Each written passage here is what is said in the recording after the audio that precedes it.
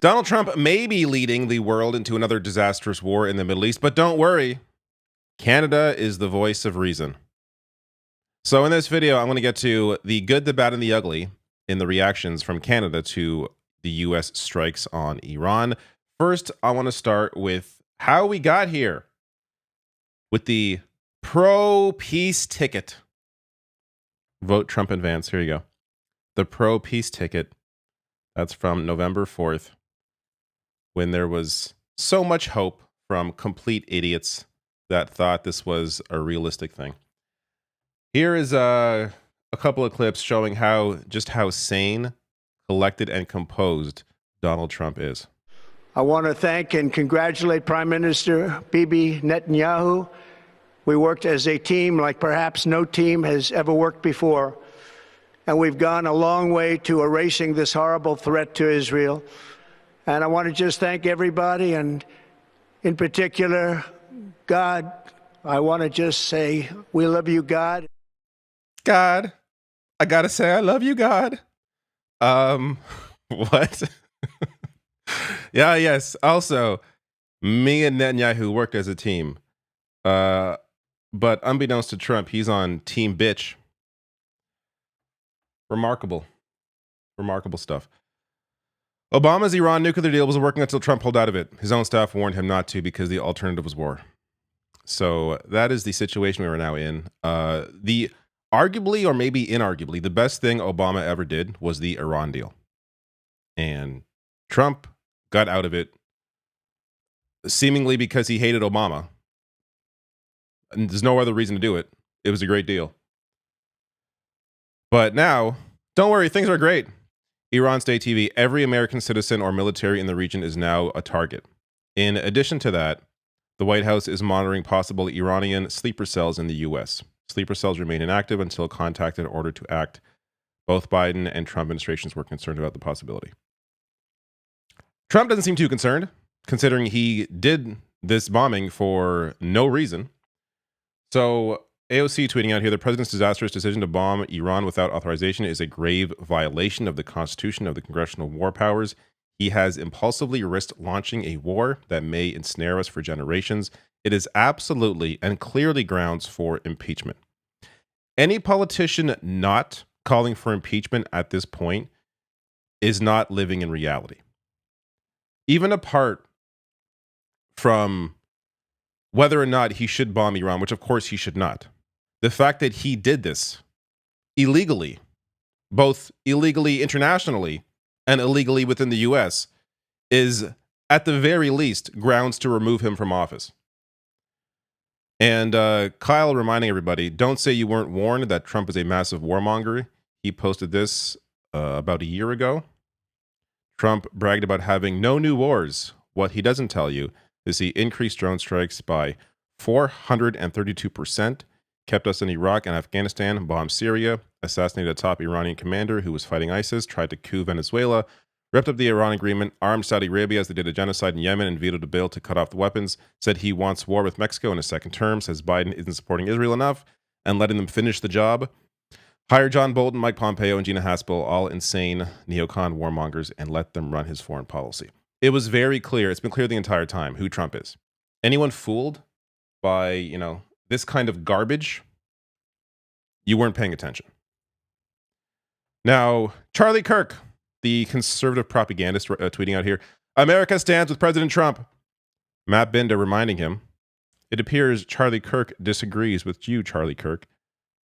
60% don't want America involved in a war with Iran, which was posted, this tweet posted 4 days before. Just the willingness these clowns have just to lay down for their dear leader is remarkable. He also tweeted this out back in September. Who is more likely to avoid war with Iran? Iran was broke when Trump was president. Biden-Harris has enriched Iran to further provoke conflict in the region, increasing the likelihood of conflict. I agree, I don't want war with Iran. Trump's record in the region is undeniably better. How'd that age? Now, we're going to get to Canada. So this is first Bernie Sanders. I want to show you how a true leader responds to what Donald Trump just did. This is a statement from Donald Trump, quote, We have completed our very successful attack on the 3 nuclear sites in Iran, etc.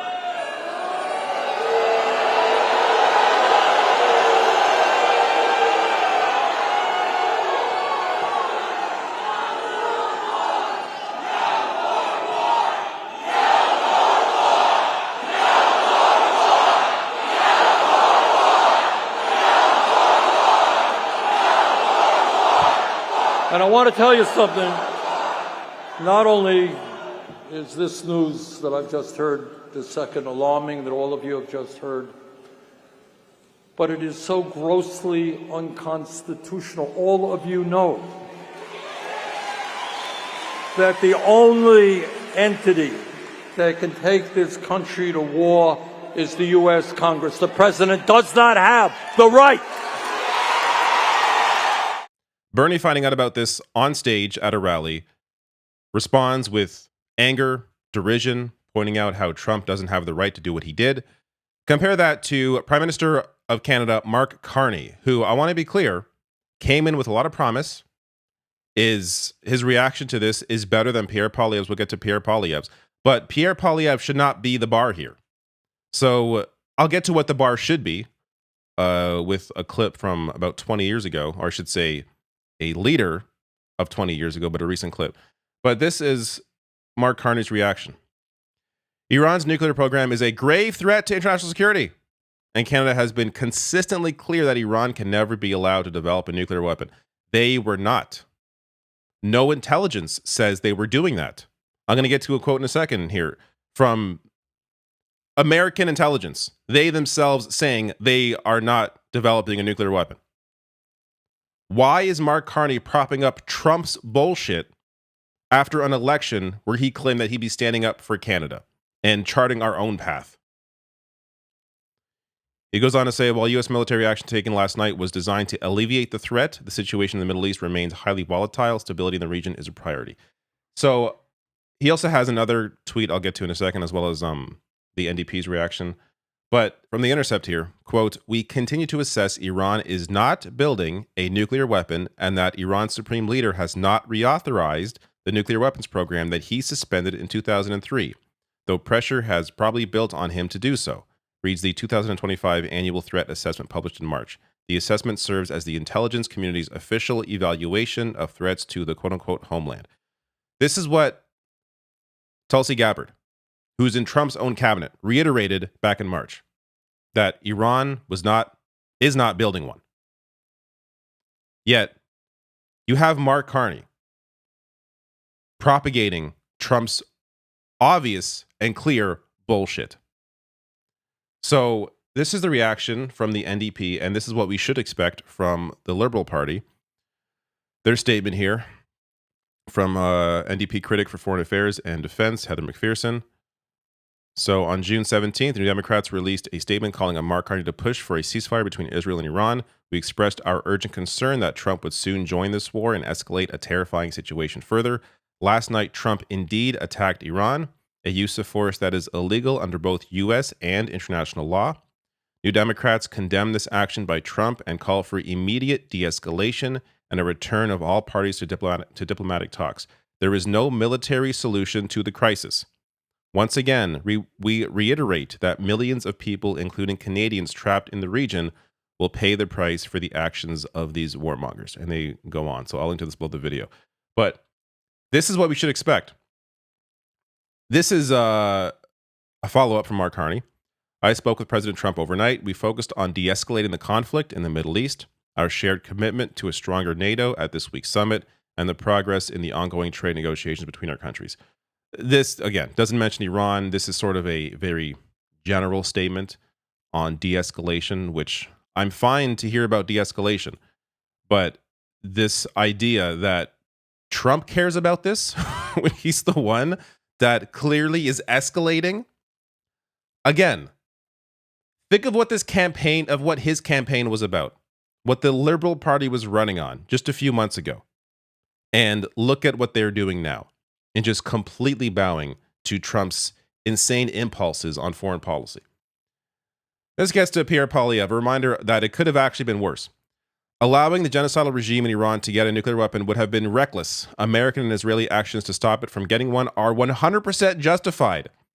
Hopefully, the brave Iranian people will rise up and put an end to this appalling regime so the people can live in freedom and the world can live in peace. Ah, yes. Bombing their country is going to cause them to rise up against their country?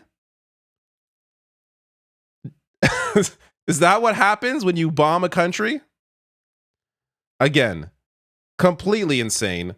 It's good to be reminded that this person's not in power. Thank God. That said, we should expect a hell of a lot more from our liberal prime minister. This was back in 2003. I shared this in a recent video, but it's worth bringing up again. Canadians stand with you. From the Wall Street Journal. This is an op-ed from Stephen Harper, who was against what the Liberal Party at the time was doing with their opposition to the Iraq War. So just to read the first paragraph here. Today, the world is at war. A coalition of countries under the leadership of the UK and the US is leading a military intervention to disarm Saddam Hussein. Yet Prime Minister Jean Chrétien has left Canada outside this multilateral coalition of nations. This is a serious mistake.